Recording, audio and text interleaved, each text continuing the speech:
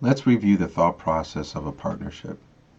In a partnership, two or more people share ownership of a single business. Like proprietorships, the law does not distinguish between the business and its owners. The partners should have a legal agreement that sets forth and how decisions will be made. Profits will be shared, disputes will be resolved, how future partners can be bought out, and what steps will be taken to dissolve the partnership.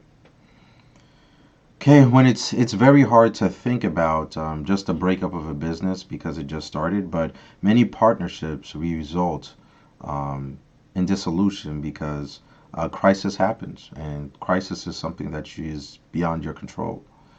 And if you don't have something defined in the process, there will be potentially even more greater challenges in the forefront. Okay, so they also may end up front how much time and capital each will contribute, etc. There's some several advantages of a partnership. Partnerships are relatively easy to establish. However, time should be invested in developing the partnership agreement.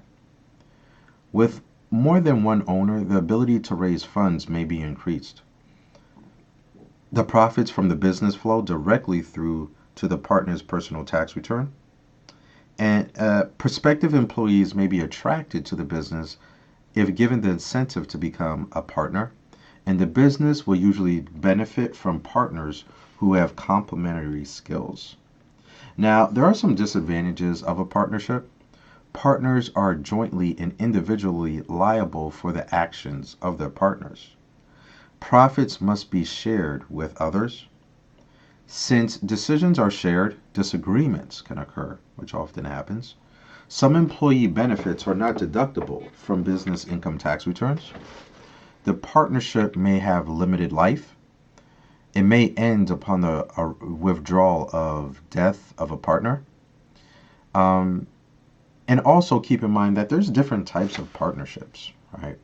The type of partnership that you can keep in mind, one is a general partnership.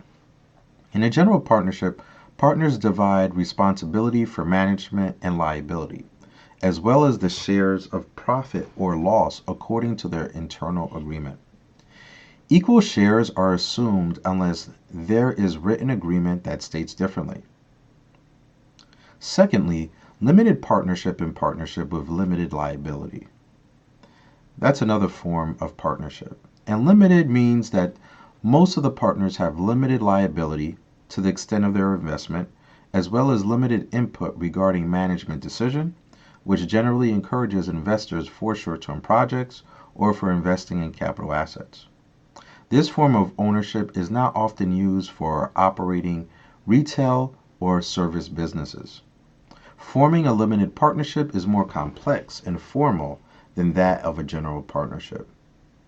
And then sometimes, third, you have a joint partnership. A joint partnership acts like a general partnership, but it is clearly for a limited period of time or a single project.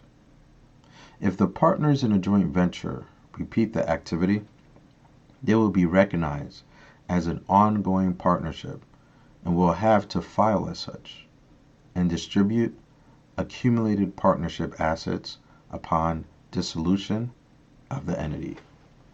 So those are some specifics about partnerships.